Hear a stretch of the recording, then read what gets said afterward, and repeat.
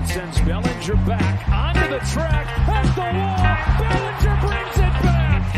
A robbery from Cody Bellinger, taking a home run away from the guy that he's traded places with.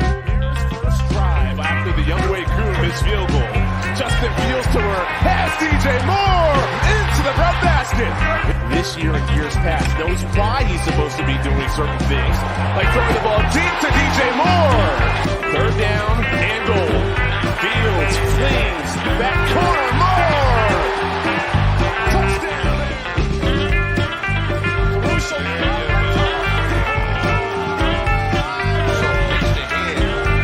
So glad to see them doing a lot.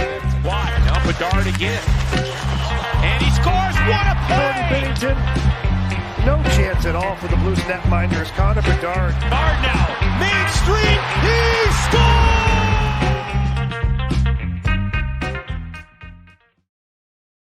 What's up, everybody? Welcome to the building. You got Brandon Checks Hyatt right in front of you. And right now, we're just going to talk a little bit of offensive coordinator. Yeah, that's right. The most interesting position right now in Chicago sports is the Chicago Bears offensive coordinator, the OC position, the one that we definitely failed on this year big time. So hope everybody's having a good day. Hope everybody is staying on the road. Starting to get a little slick out there. It's temperatures dropping. It is what it is. You know, so far we've had a pretty good season for, you know, the temperature and whatnot, and snow has not been too bad over there in Iowa. Looks like Iowa and Cleet's getting his tail handed to him over there in Iowa. Looks like he's got mounds of snow. I think he's probably up to like 6 feet or something. I don't know. It's crazy. A lot of snow out there, but better him than me, right? So hope you're out there safe, Cleet, and everybody else that's in Iowa. Yeah, let's get into this really quick. Former Arizona Cardinals coach Cliff Kingsbury is expected to interview for the Chicago Bears offensive coordinator opening. Adam Schefter just reported that today, so it's a viable source. Unlike some of the others that we've seen out there with the hideous memes that we've been posting and having fun with, right? Kingsbury is actually the 9th candidate that we know of right now that the Bears have requested to interview. There's a few others, Shane Waldron, Greg Olson, Clint Kubiak, Liam Cohen, Greg Roman, Thomas Brown, Marcus Brady, and Zach Robinson. A couple of them we know about, a couple of them we kind of know about. But, I mean, let's be honest. What do we really know about these OCs, right? I mean, we know little bits and pieces. We know for the most part, all the really good ones are still in the hunt, the playoff hunt, and, you know, on their way to the Super Bowl. So what's left is what we have to pick through and sift through and see what's going on. The one that really struck, you know, my mind and I was interested in was the Kubiak. And that was because mostly of his father's work and the tree that he comes from, mostly all of these are coming from the same tree. And it seems like that they really want to do their due diligence and keep this whole thing, you know, in-house. They want to go with the same scheme, and they don't want to, you know, go away too far from that. Now, you want to know why they want to go for that scheme when it didn't do too well, and we saw 8 billion screen passes to our receiver. You'd say, why don't we go in a different, you know, situation? Why don't we go in a different direction? Well, you don't want to mess too much with our offense.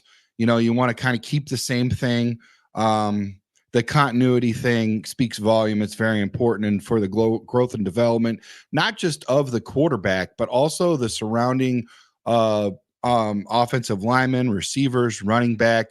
You really don't want to shake it up and do that. You want to keep it, you know, keep it fluid. How you doing? Keep it moving. Let's move forward. Let's use what we got. The Shanahan seems like, you know, that West Coast seems like what they want to do. With some RPOs, you know, play action, all that good stuff.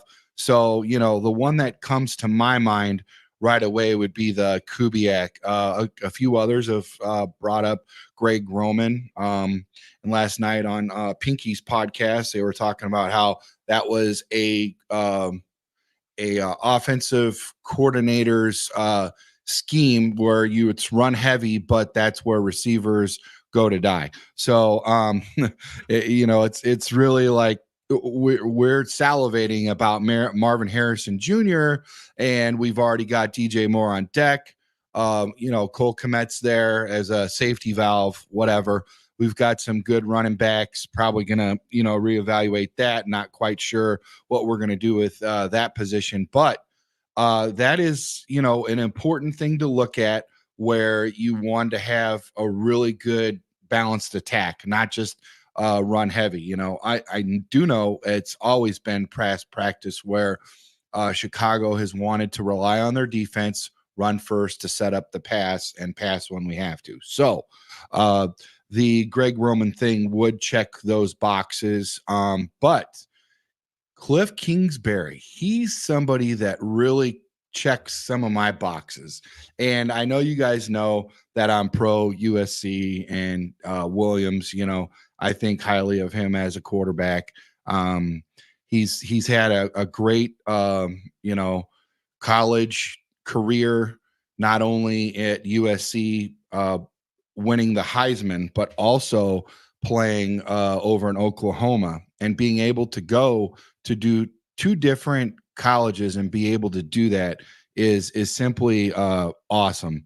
But let's face it, the Bears fired Luke Getsy and 4 members of the offensive staff on January 10th, began their search to immediately replace those knuckleheads. Chicago ranked second in rushing, 27th in passing offense in 2023. Now, let's face it, folks. We all know that we are not going, we would not have that sort of rushing numbers if it wasn't for our quarterback, right? Our dual threat quarterback, Justin Fields.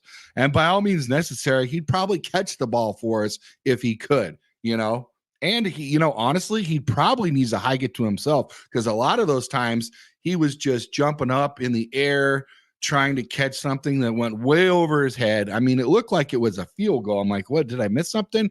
I sit down, it looks like it's going over his head. I'm like, what are we doing? And they're like, oh no, he just hiked the ball over Fields' head again. And, it's like, how do you miss on that when you've got 2 general managers, a general manager and assistant manager who were offensive linemen in the NFL? It's like, come on, like that would be the first thing that I would do. Center is very important for the quarterback position, but nonetheless, I digress, and that's why we are where, that's where we're at. Everybody out there in YouTube land, please click like and subscribe. Even when I'm watching my favorite shows, the Windy City Breeze, when they always say all the time, click like and subscribe. And I'm like, oops, well, I know I'm a subscriber, but I forgot to like the show. So, with Chicago Sports Podcast, we like you to be with us, and we thank you for following us and all the love and support. So click like and subscribe. Getting back to this, Kingsbury, he was fired by the Cardinals after 4 seasons from 19 to 22, right? He went back to college, ranks in 23 as a senior offensive analyst and quarterbacks coach for USC Trojans. We all know Caleb Williams was there, the former Trojan quarterback, right? He declared for the NFL draft this week, waited to the very end, much like other quarterbacks have, and it's just part of the process. So he's projected to be the first player taken in the draft. So I think Mel Kiper led off by that, and they really haven't heard anybody from the higher ups complain or change that theory. So as of right now, he is the first to go in the draft. We all know that the Bears have the first pick in the draft, thanks to Lovie Smith. And thanks to the Chicago Bears and Ryan Poles and his awesome way to scheme things and cook, right? So we're in possession of the number 1 overall pick. And what I mean by we, I mean the Bears, for the second consecutive year after sending last year's top selection to the Carolina Panthers in exchange for wide receiver DJ Moore and 4 draft picks, guys. I mean, that's unbelievable. Unbelievable. It's amazing. We even have a first-round draft pick next year. or is it a second? I can't remember, but 2 firsts, DJ Moore considered a first. I mean, that might as well just be your first round draft pick because there was no receiver as good as DJ Moore in last year's draft. I mean, I'm sorry, but he is a beast and he is a leader in the locker room. He's ride or die with Fields. I love it. And whoever is under center, he will always be that guy. So great. Dan Blakemore, thank you for chiming in, brother. I appreciate you. Click that like and subscribe button, Dan, on YouTube. I see that you're in there. And he said second next year. So we got a second round draft pick next year. So 2 firsts, 1 last year, 1 this year, DJ Moore, and a second round draft pick. Unbelievable, man. He fleeced Carolina. Unbelievable.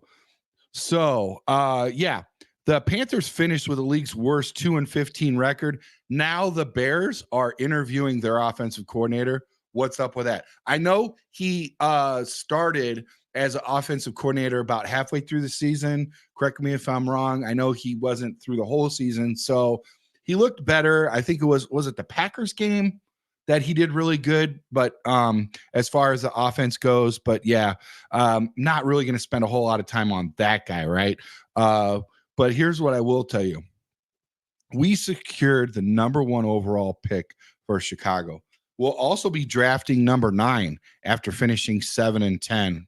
So, I mean, which QB are the best setup to win in Super Bowl 24, 25, or 26? I really want to know that. Who's set up to win the Super Bowl? I'm excited to know about that because that's what I'm looking at in my offensive coordinator, that scheme. I want to look at that. I want to take a look at that. And are we a little too early to be interviewing offensive coordinators? Should we wait until the playoffs are over? I mean, I know we're going to have to fight some of these guys off with a stick from other, other teams trying to get in on it. But should we just keep what we got now as far as OCs? Like I said, it's already 9 of them in total. It's crazy. So, I mean, I can't believe it, man. But, here's the deal. Why do you think DJ Moores is excited about the Bears? What do you think he sees? I see a lot of great things. I see a lot of great potential. I see obviously we're going to address the receivers. We're going to get more weapons. Who's ever under center, they're going to have more weapons. Hopefully we're going to address the offensive line. Right, guys? Well, let's see what happens. And so we put well over $100 million on the defensive side of the ball. We can already see the difference. I mean, let alone off of one player. When you look at a guy like Sweat, when he puts that pressure on, how well did he make JJ look? I mean, JJ is ready to cash in, rightfully so, for how hard he played this year. I'm not quite sure where that intensity level was the first few years, but he turned it on when he needed to, and that's contract. So go get your money, go get your bag. So if not, we've got great people in place to set up. I think Kyler Gordon is a good look.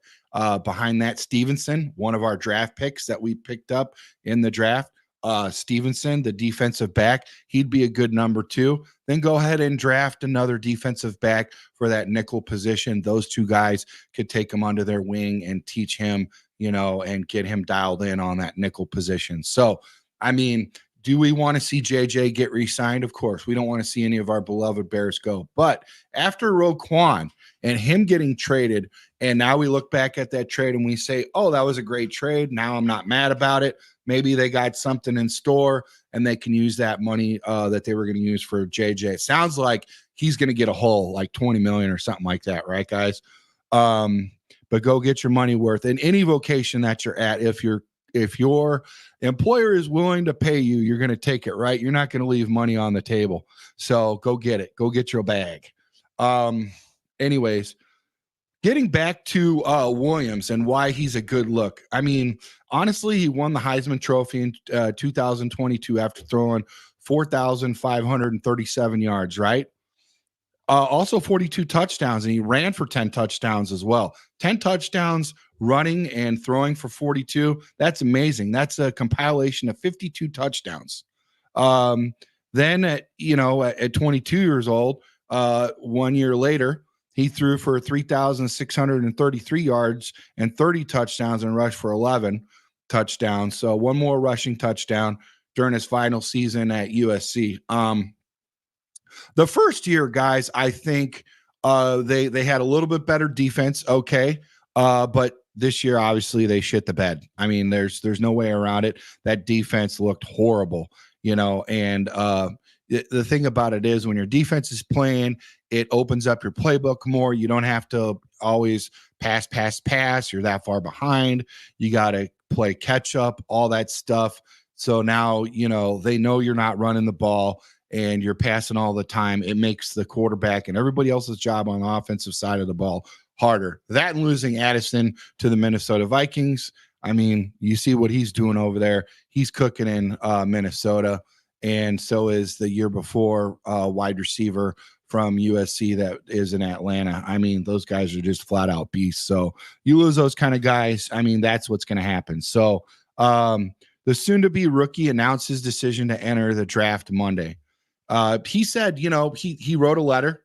He said he still has a lot to learn and he's ready to do whatever it takes. As a kid, he said he was going to do this football. He's going to play football for the rest of his life. But he didn't work this hard just to reach this point. He's got something to prove still. He wants to move further.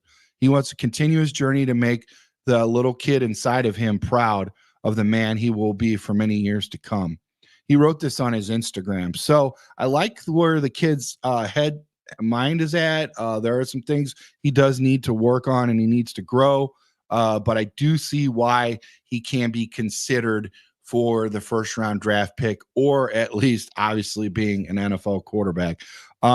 Chicago faces a major decision at quarterback this offseason, whether you use the number 1 overall pick on Williams or another rookie, or move with Justin Fields, who's entering his 4th season, right? General manager Ryan Poles said the Bears are in information gathering mode. So they're just trying to get all the pieces together, seeing what's what. Now it's time to look into ignore all the hugs with Justin Fields and all of the things that was said during the very last game, where all of the fans were just, giving him a standing ovation and we want Justin, which was amazing. We all agree. We all want Justin back. But when they're in information gathering mode, you got to get out of the feelings. You got to put it all together. You got to put it on paper, see what's what, right? So they got to leave it all open, and wide open, considering all the scenarios is what he says. But, he also said, Poles said, we have a really unique draft situation that is going to allow the Bears to continue to be better. He put himself in this position. I mean, he's kind of patting himself on the back, right? But he's true. And this would be the first time in the history of ever if the Chicago Bears pass 2 years in a row on not selecting quarterback first overall in the draft. That would be breaking history for them to do that. Now, there's a lot of holes, and I could see exactly why Poles would want to cook, because right now you've already got 5 players for 1. Now you're turning 5 into 10. You're not adding, you're multiplying. That's right. You could turn one draft pick into 9 more draft picks. 10 total draft picks off of 1 in 2 years, plus a player that we got, DJ Moore. That is bananas. I mean, you look for years and years, okay, at the Green Bay Packers. I hate saying that name, but hey, man, they're our rival, and they've handed us our tails for a long time. The last time we actually won was on a Thanksgiving night with Jay Cutler, and it's been a while. I mean, think about it. Jay Cutler, it's barely in the memory banks, So I mean, it's been that long, and how many quarterbacks have we had in between there? So I mean, the Packers, they're the ones to look at. And I think it was a couple years ago, 3 years ago or so, I saw a write-up, and it said that they had like 35 or 37 of their starters or no, not their starters. 35 or 37 of the people on their roster they drafted. So they built their homegrown. That's what we could do with Poles. I think that's what he's trying to do when he says we're going to take the North back. We're not just going to put together a team where we grab some free agents, cram it in there, grab the best available, spend a bunch of money, make it look good that we spent a bunch of money in free agency, and then have draft issues or draft cap issues in the next years to come and have to rebuild and unbuild and rebuild and tear down and all that stuff. You know what I mean? I think that's what's going on. So if that's what he's doing, great. But getting back to that quarterback position and picking first overall, there's a lot, like he said, he's keeping it all wide open and considering all the scenarios, with a unique draft situation. Getting back to Kingsbury, his first season with the Cardinals, in that organization, he used the number one overall draft pick on Kyler Murray in 2019, which is interesting because they already had a quarterback prior to that, which was a first round draft pick, I believe, right, fellas? So, I mean, that was pretty crazy that he went and did that. And then Kyler Murray ended up winning Rookie of the Year. Crazy for that to happen. And then after that, he ended up winning 3 Pro Bowls. He threw for a career best 3,971 yards, 26 touchdowns in 2020.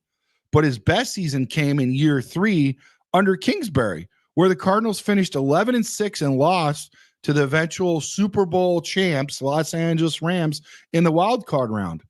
So Kingsbury's 44 years old. He's had some good back in Texas Tech. He had some good experience with Patrick Mahomes, helping develop him. He was a part of that. There's a couple other quarterbacks he's helped out. So, Kyler Murray, that you got that. You got Patrick Mahomes, great name there. So I could definitely see why they would look at this guy. And I'm telling you right now, Lincoln Riley, the head coach for USC, is not happy at all that his boy is being looked at, because he loves him some Kingsbury, and rightfully so, because now you're looking at down the hole with USC needing another offensive coordinator, or not a quarterback coach, and not only that, but you're losing your number one quarterback. So you kind of want to keep at least one guy in there for that. So yeah, he's going to have a big loss right there. No matter what happens, fellas, I like to say exactly what this Facebook user said, bear down. No matter who's under center, Chicago Sports Podcast will always be ride or die with that quarterback, and rightfully so. We've been through hundreds of quarterbacks from Jim McMahon all the way down, and we've always been ride or die with them. Right now, we actually have a little buzz, a little, feel good feeling that we're headed in the right direction. And we actually got a man with his thinking cap on that's going to point us in the right direction, no matter what happens. Just wanted to bring this a little bit of light to you. Later on today, Pinky and crew, he's going to have a couple other guys with him. BJ's going to be with him. Bruce going to be with him. Eric will be with him, another new guy, and it's going to be good. Sim will be with another new guy. So yeah, man, really looks forward to hearing what they're going to talk about. They're going to talk about the free agency and all the offensive players that are available for the offense in the free agency. A lot of good names out there. So not only can we attack it in the draft, but we can also pick up a couple free agents, which, Poles likes to do. So, hey guys, again, thank you for spending some time with me. Click the like button and subscribe on YouTube, and be a friend, tell a friend, and bear down. Thanks, guys.